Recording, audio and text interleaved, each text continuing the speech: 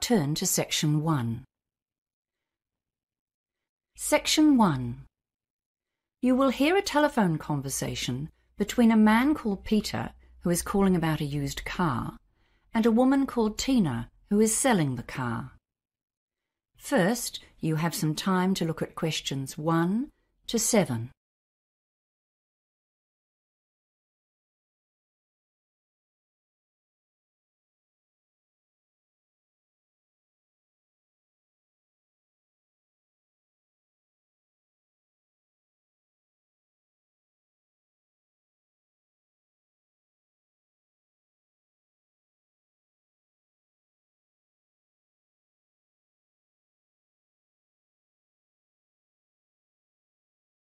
You will see that there is an example that has been done for you.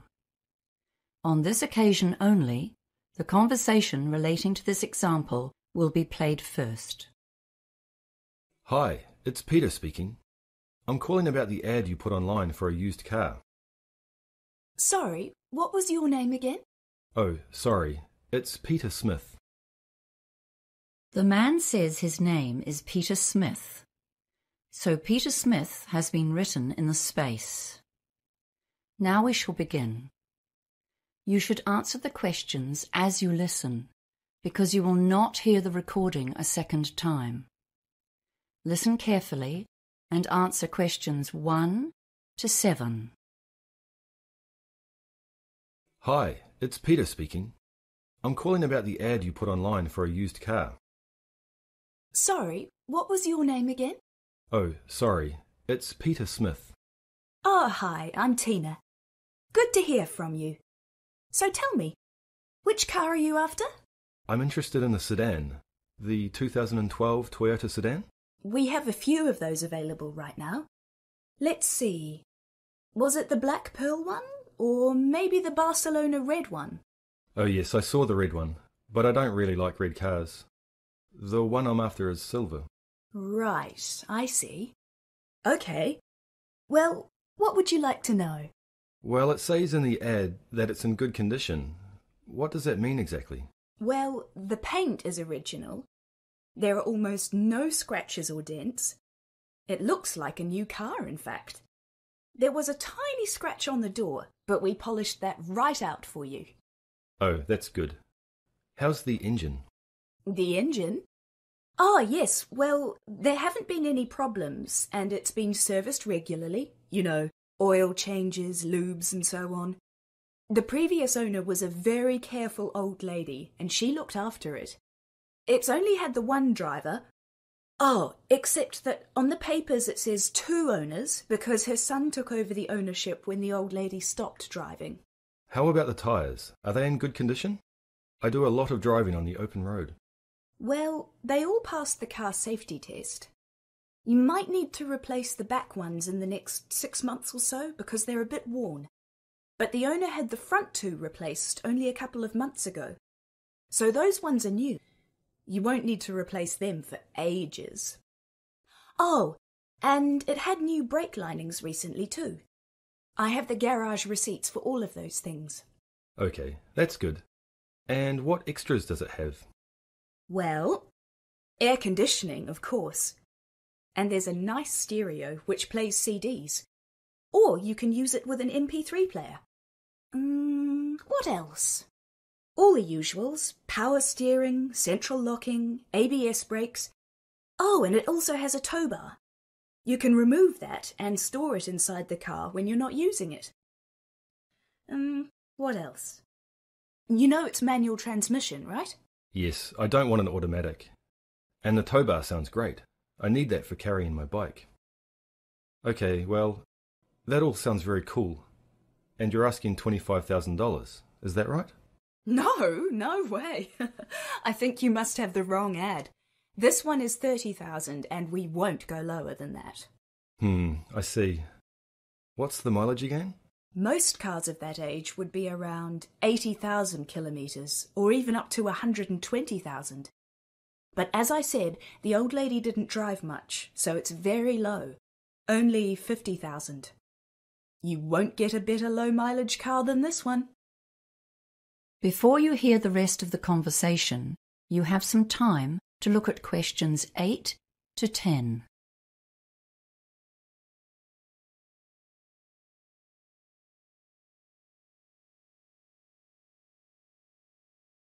Now listen and answer questions 8 to 10.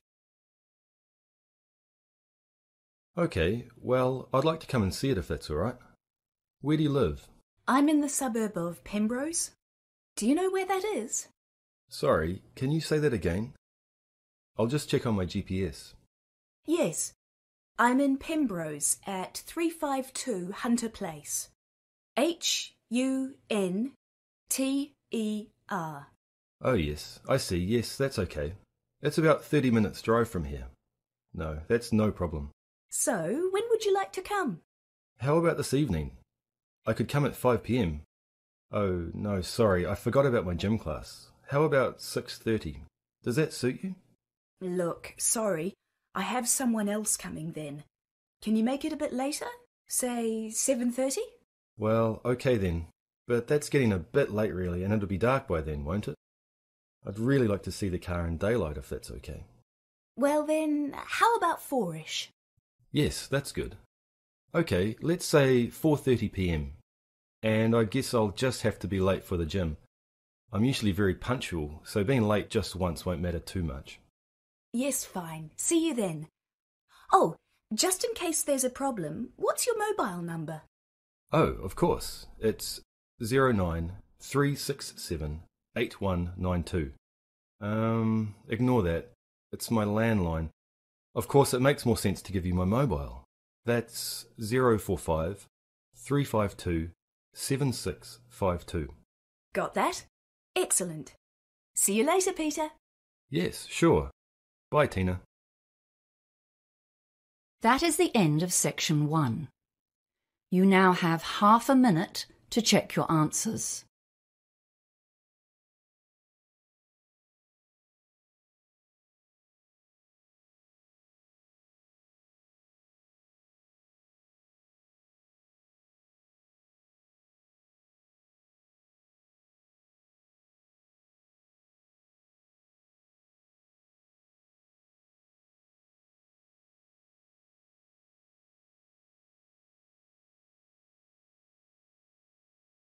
Now turn to section 2. Section 2. You will hear a receptionist, Doreen, talking to a group of parents about the Daisy Daycare Centre. First, you have time to look at questions 11 to 17.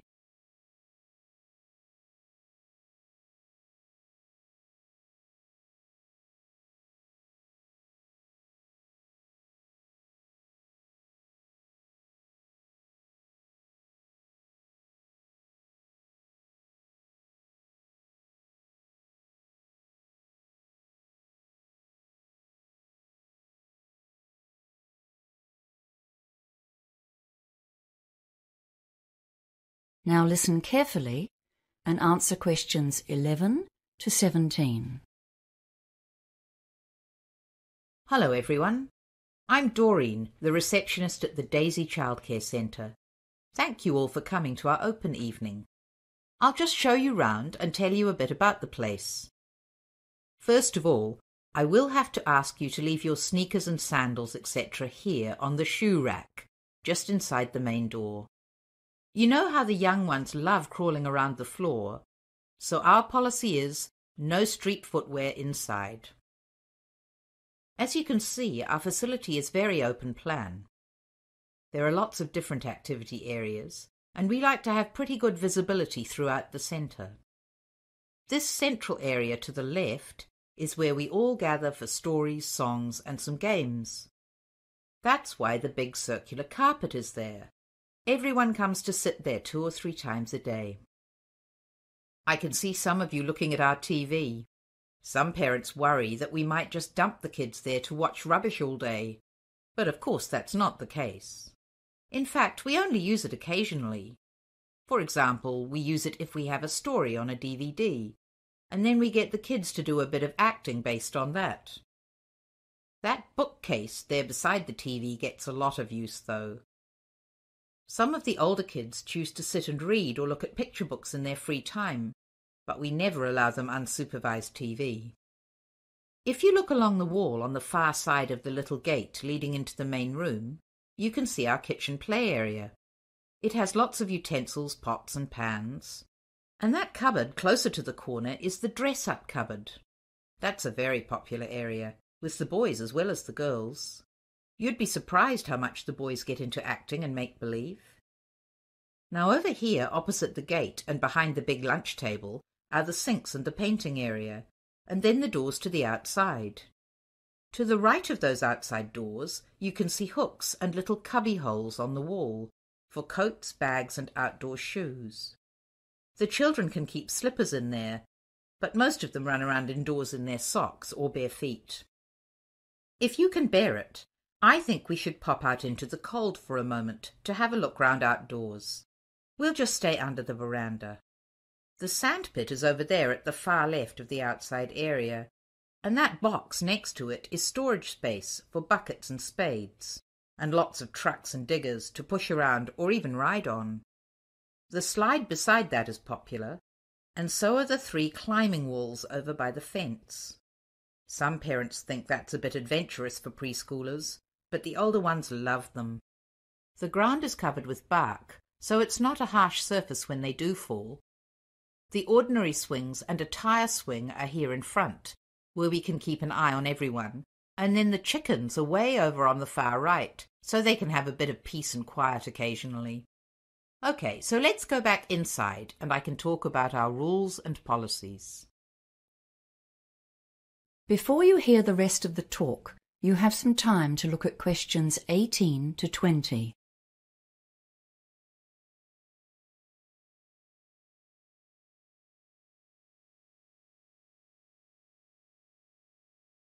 Now listen and answer questions 18 to 20. As you probably already know, the government sets limits on adult-child ratios, but we try to improve on those wherever we can. There are different ratios for under and over 2-year-olds. For the under 2s, the rules are 1 adult to 4 children, and we basically stick to that, except that we have an extra roving staff member with no allocated children who helps out wherever there's a need. The older kids have a 1 to 8 ratio, and again we try to have an extra staff member on site. All of our staff are fully qualified, but we do have trainees from the local polytech at certain times of year. We do have pretty strict rules about pick-up times here. It's a real problem if parents are late, and we end up with far too many kids for the number of staff. So we ask you to be very punctual about collecting your children. We have had to ask a couple of consistently late parents to leave, but of course this is only a last resort. We have quite a long waiting list here, especially for the over 2s, but you're welcome to put your name down. The average lead time is usually about 9 months, but sometimes we get unexpected vacancies. For example, maybe a family has to move to another city for work or something, so their child is withdrawn. This means, if you're lucky, your child could be admitted in 3 months or so. Now, are there any questions? That is the end of section 2. You now have half a minute to check your answers.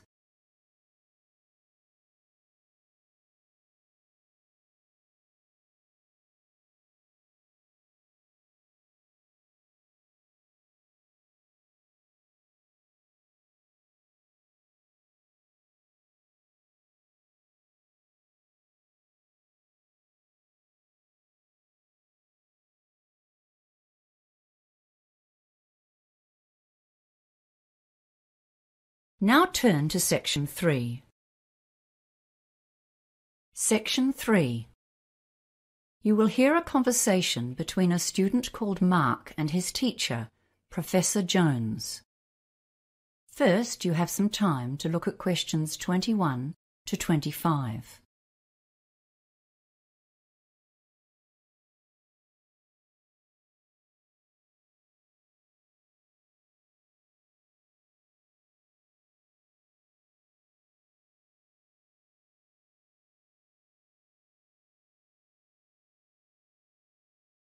Now listen carefully and answer questions 21 to 25.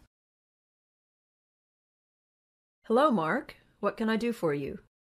Oh, hi, Professor Jones. I've come to ask you a big favor. Let me guess, Mark. You want more time for your essay assignment. You're the third student I've seen today, all with the same request. It beats me why a few people leave their planning to the last minute and then think that they can come at a day's notice and get a reprieve. It's really not fair to all the students who are well-planned and organized, is it? Yes, you're right, and I'm really sorry I need to ask. I've never asked for an extension before. So, Mark, why should I grant you an extension when I said no to everyone else today? Well, Professor Jones, I really do have a valid reason. It's not just the usual, like I have a cold, and I have a certificate from my doctor, or my computer crashed and I lost all my data. I wouldn't bother you with those old excuses. You see, my twin brother was planning to get married next weekend, but last week his girlfriend told him the wedding was off, and he landed on my doorstep. He was really upset. I couldn't just tell him to go away because I was busy, and of course I would have had 3 assignments due this week, and all my study plans just went out the window. I see. So why didn't you come to see me a week ago when your brother first turned up? Because I was hoping I would still be able to get it done, but I just can't manage it. Well, actually I have written the required number of words more or less, but frankly I feel it's terrible. I don't want to let myself down by handing it in as it is at the moment, and I really don't want to drop my grade point average by getting a low mark on this assignment.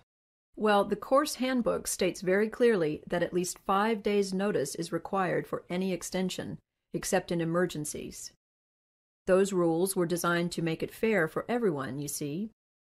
You're supposed to submit a request on the proper form, and you can send it by email.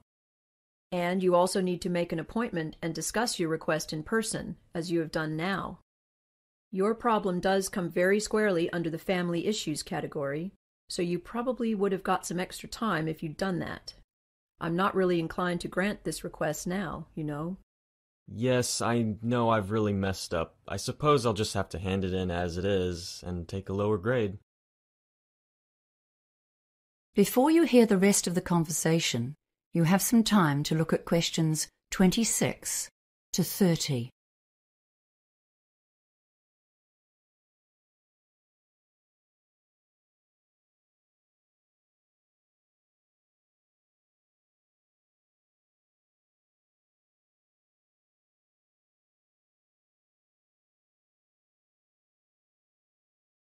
Now listen and answer questions 26 to 30. Well, at least you've made a start, which is more than can be said for your other colleagues today. Have you got what you've done so far? Come on, we'll look through it together, and I'll see if I can make a few suggestions for a quick fix. How about that? Oh, thank you. Yes, here it is on my laptop. Well, let's see. Let's start with the bibliography. Yes, you've consulted most of the sources I suggested, but you don't have any references of your own, and that was part of the task, wasn't it? You need at least 3 references of your own, see? Yes, I know. I did find one more. McDonald and Ferris, 2014. Okay, that's a good one. I suggest you look at their reference list too, and chase up a couple more from there. You should be able to find everything you need in the online library databases, especially LanguageLine. Yes, okay. So what about the essay structure and the argument? Are they okay, or am I barking up the wrong tree? Well, you just seem to jump straight into your first point here. I'm not sure where your essay is going. Where's the introduction? Oh, right. I always leave that till the end, and write it after I've finished the rest of the essay. That way, it ties into what I've already written. Well, that's what we were taught in the study skills course, anyway. Yes, and you're quite right. So tell me about your ideas. What's your main argument? Well, I'm not really sure. I think I understand the 3 opposing theories okay, but I don't really have a strong opinion about which one is correct. I was more thinking of explaining them all as clearly as I can, and then giving the evidence for each one. I don't think there's a clear-cut right or wrong. Well, that's my opinion anyway. Do we need to say that one is better than the other 2? No, you don't. And what you are planning to do is often the best way to go about it. Well, I've been skimming through what you've written while we've been talking, and one thing you definitely must do before you submit this assignment is to edit it for grammar and spelling mistakes. There are a lot of errors here, just simple things that are easy to fix. But still, I can see you've done the basic work, and I do sympathize with your brother. It must be very difficult for him. So I'll give you 1 extra day on this essay. Oh, thank you, Professor Jones. Thank you. I'll hand it in before 5 p.m. on Wednesday, then. Yes, that's the final deadline. Goodbye now. That is the end of section 3. You now have half a minute to check your answers.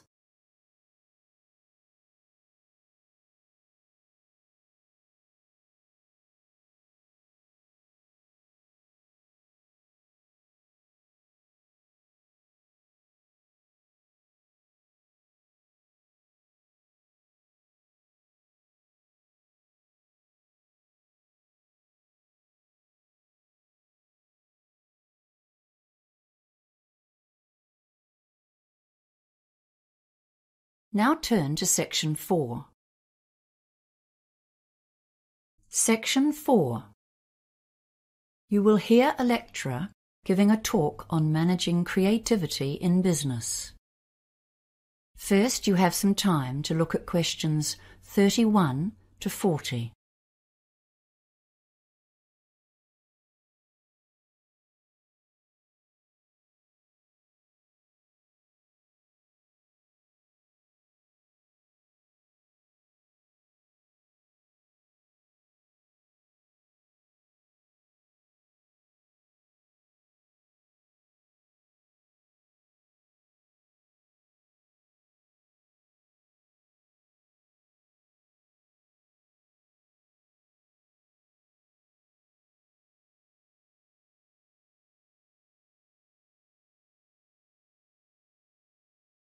Now listen carefully and answer questions 31 to 40. Hello, everyone. The topic of today's management lecture is managing creativity in your business. And believe me, this is one of the toughest tasks that any manager has to face. How do you lead and control the staff whose job it is to create new business and product ideas for you? They are the ones full of creativity and imagination, so they need to have a lot of freedom. After all, they are the people who are paid to come up with new ideas.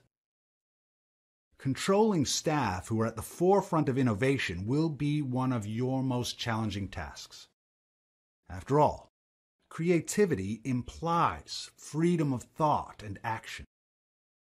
Management styles used to be different, especially in manufacturing. In the factory, staff would be told what to do and how to do it, with a watchful eye kept on them.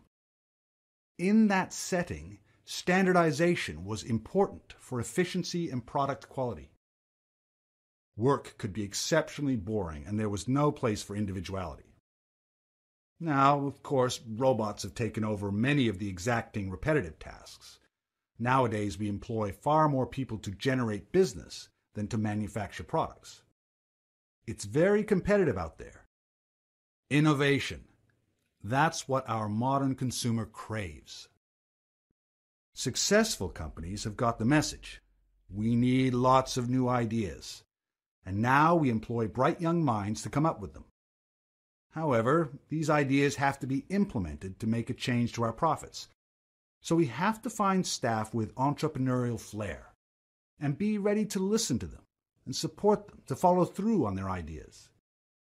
We need to supervise without stemming the flow of ideas or sending the brightest minds to work for the opposition. Creative people won't welcome us always looking over their shoulder and checking up on what they are doing. One of the most common ways that management handles this problem of keeping people working along company lines is by establishing achievement targets, like money earned, products developed, or clients gained. These targets are a useful guideline, but they have a downside. Young, enthusiastic staff will be very keen to meet these targets, and some of them might potentially use illegal means or behave unethically in order to meet requirements. For example, by offering bribes to gain sales, or making their sales numbers or earnings look higher than they are, or even threatening or criticizing other staff to get a job completed. Achievement targets are often linked directly to performance bonuses, and this can make a bad situation worse. So as you can see, the standard management techniques can create inherent problems both for the individual and for the company. More recent theorists suggest new tactics for managers. Robert Simons, writing in the Harvard Business Review, has added some new concepts to the thorny problem of encouraging creativity while maintaining a viable business. He suggests 3 control levers to assist in getting positive creative contributions from the workforce. Remember, this is the point. We want creativity, wild, vibrant creativity to compete in the marketplace. Yet we must be careful to keep people on track, sticking to our core business and maintaining the company's reputation. The first of his levers is getting the workers actively involved in the central ethos of the business. One of the most common ways to do this is to create a mission statement. But along with that, many businesses have some kind of motto, which summarizes their key idea. For example, the most durable tools in the world, or perhaps the customer comes first. Whatever it is, you'll want your bright minds to believe it and act on it. So Robert Simons suggests that it should be developed with staff input, letting them feel like part of the operation. After all, their jobs depend on it. A second lever was once described by Charles Christensen, professor at Harvard Business School, as the power of negative thinking. You can't continually instruct your creative minds on what they should do. They are meant to be inventing, leading, not following, and telling them what to do is counterproductive. But you can tell them what not to do, which potential products are not related to the company's objectives, or which strategies or behaviors are unacceptable. This is a tactical ploy to maintain the company's integrity. It's absolutely vital to establish boundaries to assist in controlling innovation without suppressing it. The third lever is basically sitting down with your crew to share ideas about the business. As manager, your duty is to stay abreast of the external factors, such as who's competing in your market, how well is the company doing this month, and are you losing or gaining money? Is there some new product seducing your customers? This lever is called interactive control. This means you talk to your innovators and communicate honestly and clearly about your perceptions of what's happening in the market. You encourage them to share their ideas and make plans together for the future. That is the end of section 4. You now have half a minute to check your answers.